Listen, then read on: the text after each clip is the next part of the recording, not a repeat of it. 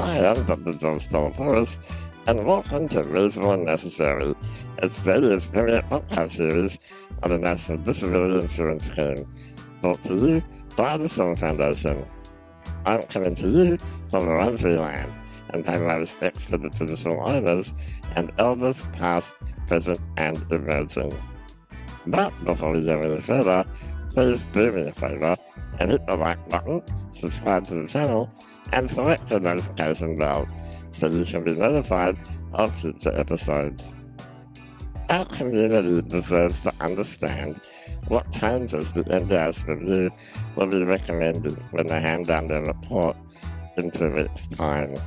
On today's episode, in partnership with Every Australian Counts, we bring back NDIS Review co-chairs, Bruce Bonyhady and Lisa Paul, to raise with them the concerns that we've been hearing across the community and get you some answers. Check it out. Hi, Lisa and Bruce. Welcome to the show. Hi, George. Thank you. It's great to be talking to you, George. Great to have you. Look, NDIS participants describe the NDIS as too slow at making decisions, too complicated, and too bureaucratic. How will your recommendations that will be handed down in 2 weeks' time make the NDIS faster, simpler, and more responsive to the needs of participants? Can I go to you, Bruce? Right, George. Let me explain what we've heard and what we're going to be recommending in relation to the participant experience. It's not just that the NDIA processes are too complicated and they're too bureaucratic. These processes are highly stressful, they traumatise some people, and they're unfair. One of the things that we've heard through the review, and we've received more than 3,800 submissions, is the overwhelming feedback from participants and their families that the whole participant pathway needs to be redesigned because it's broken. In gathering information to assist us in looking at the participant experience, we not only have received all these submissions, but we engaged 16 disability representative organisations, including Every Australian Counts, to go out to members, to hold workshops, to hold forums, to get information from the disability community about what's working and what's not working. We also convened a co-group to work with the review, bringing together disability leaders in order to really engage on how the whole process for access and budget setting and planning should work. And as a result, we've got a huge wealth of information, some really deep insights. And we think on the basis of that, that a number of things need to happen. The first is that in relation to access to the scheme needs to focus first and foremost on functional impairment rather than medical diagnosis.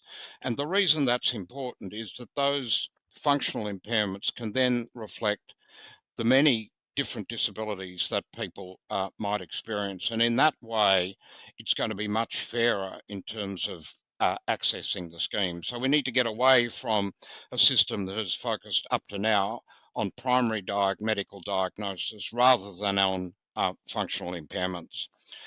When it comes to the budget and planning process, we think there are a number of things that need to happen.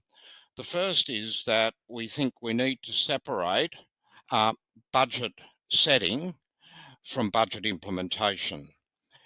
The process of planning has made all of this very, very confusing. The second thing is that the budget should be reasonable and necessary as a whole. That was always the intent of the scheme.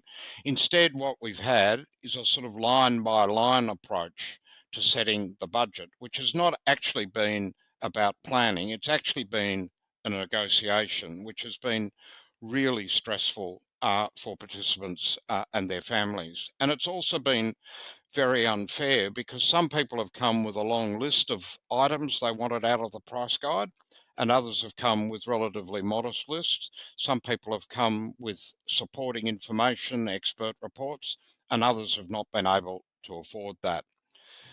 So we think that's a very important area of change. The third area is that budget setting should first and foremost focus on support needs rather than functional impairment. And the reason that that's important is because there's not a one-to-one relationship between a person's functional impairments and their support needs. So someone can have high physical capability, but if that's combined with an intellectual disability, it can lead to actually higher support needs. The fourth point is that the information that is collected needs to be comprehensive. It needs to come from participants and their families. It needs to come from treating professionals. And then additional information needs to be assembled through that whole budget setting process to make sure that it's comprehensive, that it's fair, and if additional reports are needed to support budget setting, these should be commissioned and paid for by the agency, removing a major source of inequity in the current scheme. The fifth point that we think is important is that the assessors, the people who will go through the budget setting process with participants, need to be well qualified, have proper training, and above all else, must have enough time. We're thinking about a process that's going to take hours in order to complete, and that uh, process of collecting information should happen where participants want it to happen. So if it's in people's homes, that's where it should be. And that, of course, would mean that the process can properly take account of environmental factors. The next point is that we would hope that this assessment process would be sufficiently comprehensive to underpin long-term plans, but also be forward-looking in the sense that if someone's got a progressive medical condition, that could be taken into account and so it could anticipate future needs. And then it should be the person undertaking the assessment who should convey the outcome to the participant. It needs to be personalised compared with what we have today, where recipients just receive a letter in the mail, and that letter may bear no resemblance to what has been discussed. Once someone's got their budget, then the detailed planning should begin. Some people, and I would include you in this, probably don't want a detailed plan because you know how you want to organise your life, how you want to get on and spend your budget. But some people will want access to that sort of navigator to assist them, support coordinator, to assist them with how they might implement their plan. Everyone should have access to a support navigator, and that person can then assist the person to make sure that the budget delivers the best possible outcome for that individual and is truly individualized. We also want to get rid of some of the restrictions that have applied when people have got their budget, so that there is much more control and choice within plans so that people don't find they've got budgets allocated to support categories where they don't actually want to spend any money. We think there should only be 4 or 5 categories, a combination of core supports and capacity building. Secondly, SDA. Thirdly, supported independent living. And fourthly, high cost technology. Obviously, this is a big change we're talking about compared with where we are now. I said earlier we've engaged deeply on how this should look, but we would anticipate after the review that there will be further deep engagement with people with disability and their families to ensure that the sort of processes that we're talking about will work on the ground with people in ways that they understand. Part of the reason for the deep engagement is to obviously get the processes right. But the other part is to make sure they're transparent, because it's only when processes are transparent that people will trust them. And the final point I would just make about the whole budget setting process, setting of what's reasonable and necessary, is that as much as possible, we would like to see the processes that are being used by the agency codified in the rules and in the legislation, because what that will mean is it's also transparent. And if people are unhappy with those rules, they of course can be challenged through the federal court. And then if the federal court provides a different interpretation on those rules, then it's then up to governments to decide whether they accept that or change them. So some key elements that we're proposing is a much simpler process, a fairer process, a more transparent process, and one in which not only have people with disability and their families and representative organisations been deeply engaged with to now, but that needs to continue after the review. There's a lot there, Bruce, in what you just said. Just so all of our listeners or viewers understand, I'm hearing that there's going to be an assessment process that will decide on an overall budget. The question that is on the minds of everyone is, how is this going to be any different to independent assessments? I thought you might ask that question, George. I mean, I guess first of all, I would say, having been at the forefront of the fight against independent assessments, I'm not in the process of co-chairing a review which is going to introduce anything like independent assessments. The key points that I would draw out is that this process will be transparent. People will understand it, and a lot of work has already gone into ensuring that it's going to be valid, but a lot more work needs to be done to make sure that it's valid. People will be able to provide a lot of information to this. It will be based on support needs rather than on functional impairments. One of the problems with independent assessments was that it was based on functional impairments, and that's not the right basis. The other critical difference that to emphasise here is that independent assessments was a shortcut process. It reflected a view that you could undertake and understand the needs of a person with a disability in a very short period of time. This is a comprehensive process that will ensure it gathers information equally, and above all else will have people who are trained and have enough time to undertake it. So I think it is vastly different to what was being planned with independent assessments. I think the other point to note, though, is that everyone has told us that the process for budget setting in particular is broken. And so we do need to make some changes.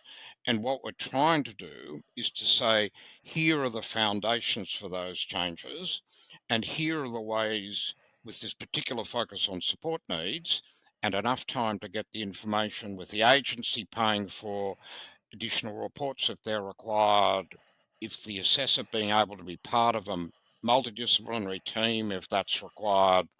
These are all vastly different to what we had with independent assessments. Who will conduct the assessment? Will this be the NDIA itself?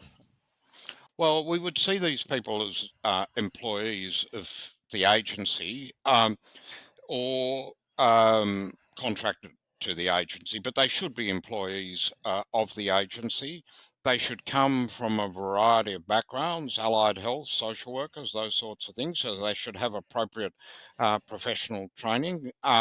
They should be multidisciplinary, and they then need to be very well trained in the particular processes that everyone has agreed is the right basis on which to assess the needs of a scheme that now covers 600,000 people with very diverse needs, very diverse in circumstances in terms of their environments in which they live, and very different ages. So, you know, we're really talking about an investment in this process, because without that, you'll neither have a sustainable scheme nor a fair scheme. And that's what we've all fought for. And what would you say to someone listening at home who's feeling that they might not trust the government or a government employee to do their assessment? Well, I think what I would say to people is that it will take time. One of our core terms of reference for this review was to restore trust. And in order to restore trust, it's really important that processes are transparent. You know, one of the issues that we've had is that processes to date have not been transparent. You know, there have been a lot of, under the current structure, you've got legislation, you've got rules, you've got operating guidelines, and then you've got the delegated authority of the CEO. A lot has changed in the way the scheme has operated without any change in the rules or without any changes in the operating guidelines, which is one of the reasons why I've made the point. We need, as much as possible, as part of this process, to push the processes up into the rules. And if they're, if the assessment is not undertaken in as set out in the rules, then obviously that's the basis on which someone could appeal against this process. But we would hope that over time people would get to trust what's being what is happening here. It needs It to be will, it fair. will, it will really come down to having the right people, the right training, and the right leadership, I think. Absolutely, and then the right processes. Indeed. All those things need to be right. And of course, we have seen a major and very important change in the leadership of the NDIA. We now have a board with a majority of people with disability, and they, of course, will be vitally interested in ensuring that these processes are fit for purpose. And as will the Independent Advisory Council, and I know you're a member of that, and so you and others will be watching this all very carefully to ensure that people can have confidence in what changes might lie ahead. Yeah, absolutely. I might turn to you, Lisa, now. Um, I know that you've introduced a new term, and that term is foundational supports. Can you explain what that means and why we need a new jargon word in our NDIS vocabulary? Hey, George, it is so great to be talking with you today. And I just wanted to point out that as we started this journey a year ago, our first outing was with Every Australian Counts, and now here we are back again with you. So it's great, and thank you so much for the invitation. And I think this will be the last gig we do before the report comes out. So thank you very much. Hey, I just wanted to add to the last question, which is further to Bruce's points and your questions, George, about who does the assessment and how do we restore trust. I also wanted to emphasise that we are recommending that once you've got your budget, then you've got a support navigator who is not a staff member of the agency, and who is your agent to help you work out how to spend that money.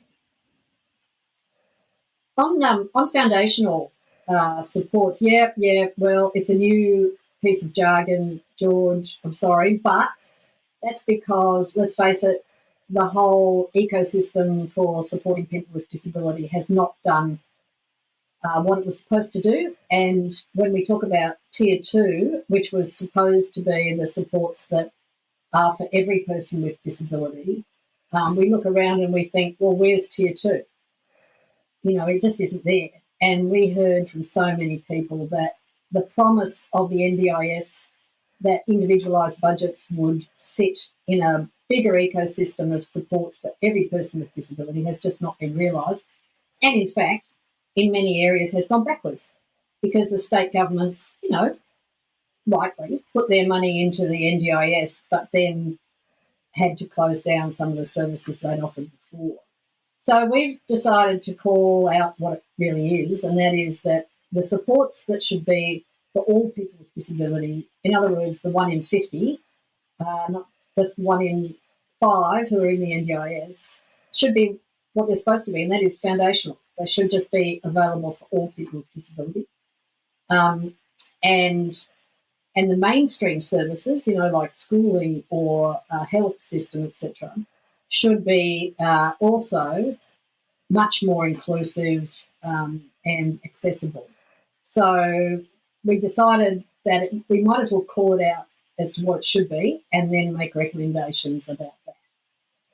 Yeah, I can see the merit there, but we have been advocating for accessible and inclusive mainstream systems for a very, very long time. What's going to be different this time, Lisa? Yeah, well, very good question. And we can only hope that we've done the very best job we can, and then it's over to others to actually make it right. So in the foundational supports area, George, we are going to recommend more funding for the sort of things we expected to see in foundational supports, like advisory services, information, and so on. That sort of things that ILC, Independent Living, was promised for and hasn't delivered. We think there's more of a need to support people with psychosocial needs, and in particular, actually, to support children and their families, because there's quite a lot of research actually that shows that if you support children with developmental delay as early as possible, even like at 6 months of age, with their families obviously, you get a much better result downstream. And that's what parents want. Parents just want help, and it isn't there. And so we're recommending on those things. But in addition, you're asking, well, what's going to make this actually happen? And so we were, of course, really focused on that as well. So I would say that when you see the recommendations, I would hope you would think that they look like a decent blueprint. They're a decent blueprint which goes through what funding should happen, what should happen, who should do it, and by when, and who with. In other words, with people with disability, obviously, rather than just making statements of, wishful thinking. So I hope we've nailed it. I think we hope that all governments together take a much more shared approach to mainstream and foundational and the NDIS. And if that happens, and I think governments are up for it, I think we'll see real change.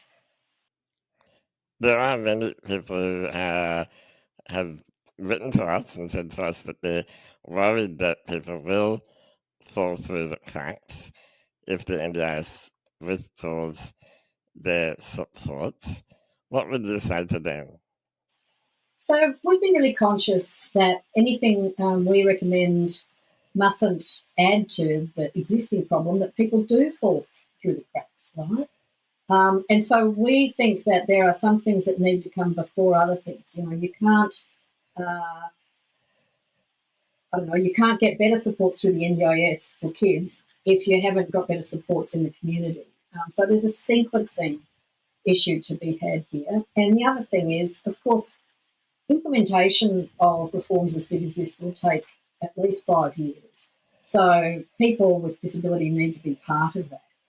But I do feel confident that in what we're recommending and the approach we've taken, and the huge number of people, we've heard from thousands of people, as Bruce said, received more than 3,800 submissions, more than 3 times the Productivity Commission received back in the day.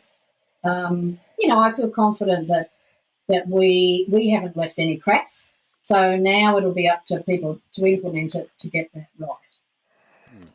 If I could just jump in, George, because what we would say is that the support, you have to look at the whole ecosystem here. To date, what's happened is we have had the NDIS sitting as an island, disconnected from other service systems, and without those firm foundations that was always intended when the Productivity Commission put forward its report.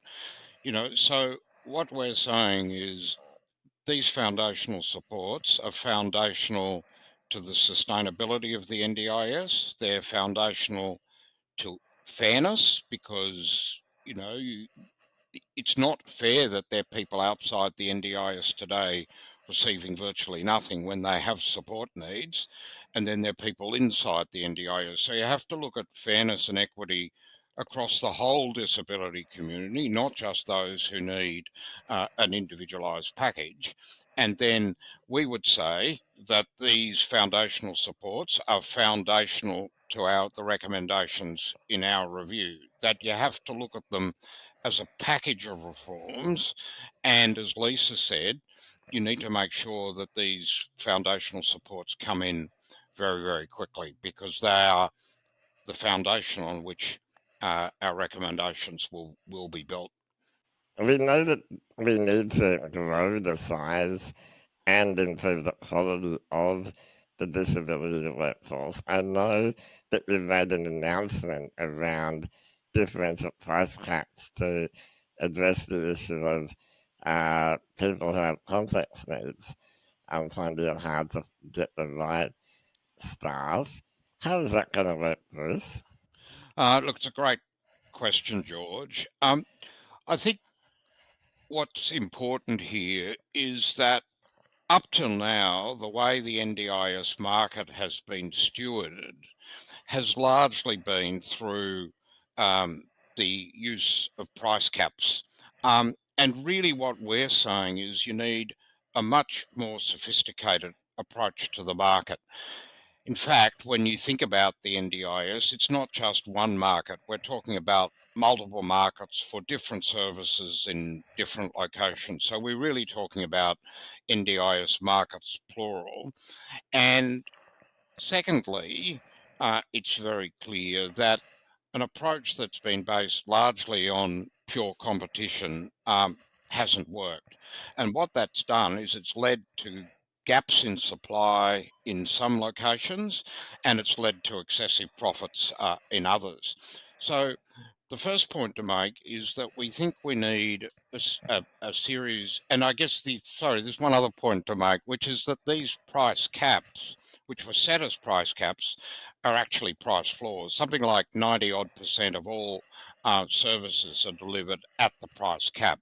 So the idea that there might have been different prices and in markets hasn't actually worked. So the first point is we think we need to replace this sort of blunt approach to price caps with prices that much better reflect complexity of service, workforce training, duty of care, and location, so that we deal with some of the issues around quality of service, deal with some of the issues in relation to gaps in services, and have much more effective market stewardship.